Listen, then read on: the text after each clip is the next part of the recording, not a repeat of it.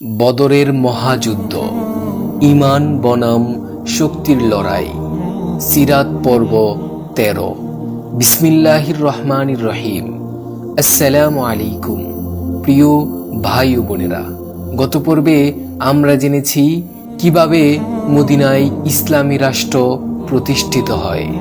আজ আমরা জানব ইসলামের ইতিহাসের প্রথম বড় সামরিক সংঘর্ষ, বদরের যুদ্ধ।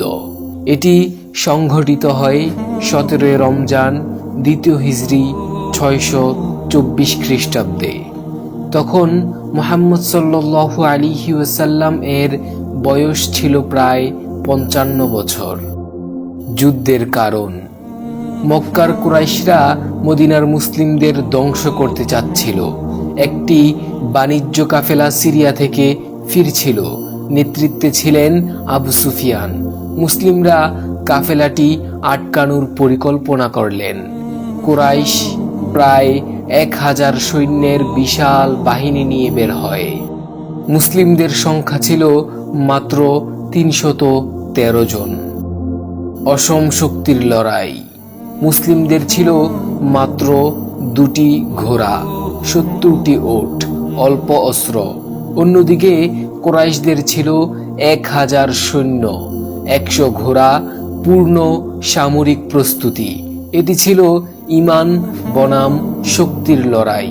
নবী সাল্লাল্লাহু আলাইহি ওয়াসাল্লাম সারা রাত দোয়া করলেন, হে আল্লাহ, আজ যদি এই দলটি ধ্বংস হয়ে যায় তাহলে পৃথিবীতে তোমার ইবাদত করার কেউ থাকবে না। ফেরেশতাদের সাহায্য: আল্লাহ তাআলা কোরআনে ঘোষণা করেন, আমি ১,০০০ ফেরেশতা দিয়ে তোমাদের সাহায্য করব। সূরা আনফাল আয়াত নং ৯। মুসলিমদের দৃঢ় ঈমান নিয়ে যুদ্ধে অবতীর্ণ হন। গুরুত্বপূর্ণ শহীদ: এই যুদ্ধে মুসলিমদের ১৪ জন শহীদ হন। অন্যদিকে কুরাইশদের প্রায় ৭০ জন নিহত ও ৭০ জন বন্দী হয়। কুরাইশদের প্রধান নেতারা নিহত হন, যেমন আবু জাহল। তিনি ছিলেন ইসলামের অন্যতম কঠিন শত্রু। বন্দীদের সাথে আচরণ: নবী সাল্লাল্লাহু আলাইহি ওয়াসাল্লাম বন্দীদের প্রতি মানবিক আচরণ করার নির্দেশ দেন। মুক্তিপণ দিয়ে মুক্তি: কেউ কেউ মুসলিম শিশুদের শিক্ষা দিলে মুক্তি এটি দেখায়। ইসলাম প্রতিশোধ নয়, ন্যায় বিচার ও মানবিকতা শিখায়। বদরের গুরুত্ব: বদরের বিজয় ছিল ঐতিহাসিক। মুসলিমদের মনোবল বেড়ে যায়, মদিনা রাষ্ট্রের মর্যাদা প্রতিষ্ঠিত হয়, কুরাইশদের প্রভাব ভেঙে পড়ে। এটি ছিল ইসলামের প্রথম বড় বিজয়। শিক্ষা: সংখ্যায় কম হলেও ঈমান শক্তিশালী হলে বিজয় সম্ভব। ধৈর্য ও আল্লাহর উপর ভরসা সফলতার চাবিকাঠি। নেতৃত্বের দৃঢ়তা অত্যন্ত গুরুত্বপূর্ণ। ৫৫ বছর বয়সে নবী সাল্লাল্লাহু আলাইহি ওয়াসাল্লাম একজন সেনাপতি, রাষ্ট্রনায়ক ও নবী। ৩ ভূমিকায় সফলভাবে নেতৃত্ব দিলেন। উহুদের যুদ্ধ: বিজয় থেকে পরীক্ষায়। উহুদের যুদ্ধ ছিল ইসলামের ইতিহাসের আরেকটি গুরুত্বপূর্ণ অধ্যায়। তখন হযরত মুহাম্মদ সাল্লাল্লাহু আলাইহি ওয়াসাল্লাম এর বয়স ছিল প্রায় ৫৬ বছর। যুদ্ধের কারণ: বদরের পর কুরাইশরা প্রতিশোধ নিতে মরিয়া হয়ে ওঠে। প্রায় ৩,০০০ সৈন্যের বিশাল বাহিনী নিয়ে তারা মদিনার দিকে অগ্রসর হয়। বাহিনীর নেতৃত্বে ছিল আবু সুফিয়ান। মুসলিমদের সংখ্যা ছিল প্রায় ৭০০ জন। নবী সাল্লাল্লাহু আলাইহি ওয়াসাল্লাম মদিনার বাইরে উহুদ পাহাড়ের পাদদেশে অবস্থান নেন। কৌশলগত নির্দেশ: নবীজি সাল্লাল্লাহু আলাইহি ওয়াসাল্লাম ৫০ জন তীরন্দাজকে একটি ছোট পাহাড়ে অবস্থান নিতে বলেন, যেই পাহাড়ের নাম ছিল জাবালুর রুহাম। তিনি স্পষ্ট নির্দেশ দেন, যুদ্ধের ফল যাই হোক তোমরা এই স্থান ত্যাগ করবে না। এই নির্দেশ ছিল অত্যন্ত গুরুত্বপূর্ণ। প্রথমে মুসলিমদের অগ্রগতি। যুদ্ধের শুরুতে মুসলিমরা বিজয়ের দিকে এগোতে থাকেন।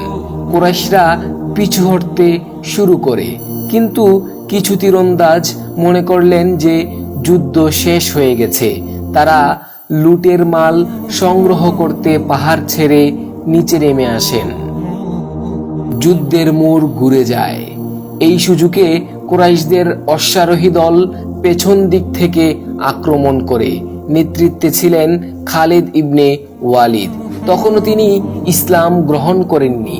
মুসলিমদের মধ্যে বিশৃঙ্খলা দেখা দেয়। নবীজি সাল্লাল্লাহু আলাইহি ওয়াসাল্লাম আহত হন। যুদ্ধের এক পর্যায়ে নবীজি সাল্লাল্লাহু আলাইহি ওয়াসাল্লাম এর দাঁত মুবারক শহীদ হয়, মুখমণ্ডল রক্তাক্ত হয়। গুজব ছড়িয়ে পড়ে নবীজি সাল্লাল্লাহু আলাইহি ওয়াসাল্লাম নাকি শহীদ হয়েছেন। এই সংবাদে কিছু সাহাবী ভেঙে পড়েন, কিন্তু নবীজি সাল্লাল্লাহু আলাইহি ওয়াসাল্লাম জীবিত ছিলেন এবং সাহাবীদের একত্রিত করেন। হামজা রাদিয়াল্লাহু তাআলা আনহু এর শাহাদাত। এই যুদ্ধে শহীদ হন হামজা ইবনে আব্দুল মুত্তালিব রাদিয়াল্লাহু তাআলা আনহু, যিনি ছিলেন নবীজি সাল্লাল্লাহু আলাইহি ওয়াসাল্লাম এর প্রিয় চাচা ও সাহসী যোদ্ধা। তার শাহাদাত নবী সাল্লাল্লাহু আলাইহি ওয়াসাল্লামকে গভীরভাবে মর্মাহত করে। মোট প্রায় 70 জন সাহাবী উহুদের যুদ্ধে শহীদ হন। এই ঘটনার শিক্ষা। উহুদের যুদ্ধ ছিল একটি কঠিন শিক্ষা। নেতৃত্বের নির্দেশ অমান্য করলে ক্ষতি হয়। দুনিয়ার লোভ বড় পরীক্ষার কারণ। বিপদের সময় ধৈর্য অপরিহার্য। আল্লাহ তাআলা সূরা আলী ইমরানে এই ঘটনার বিশদ আলোচনা করেছেন। প্রিয় দর্শক, উহুদের যুদ্ধ আমাদের শেখায় বিজয়ের পরও আত্মতুষ্টি নয়, বরং সতর্কতা ও অনুগত্য প্রয়োজন। 56 বছর বয়সে নবীজি সাল্লাল্লাহু আলাইহি ওয়াসাল্লাম এমন এক কঠিন পরীক্ষার মধ্য দিয়ে গেলেন, তবু তিনি ধৈর্য হারাননি। পরবর্তী পর্বে আমরা জানব খন্দকের যুদ্ধ এবং ইসলামী রাষ্ট্রের বড় পরীক্ষা। ততক্ষণ পর্যন্ত সকলে ভালো থাকুন, সুস্থ থাকুন। ভিডিওটি ভালো লাগলে লাইক ও শেয়ার করুন এবং চ্যানেলটি সাবস্ক্রাইব করে আমাদের সিরাত সিরিজের সাথেই থাকুন।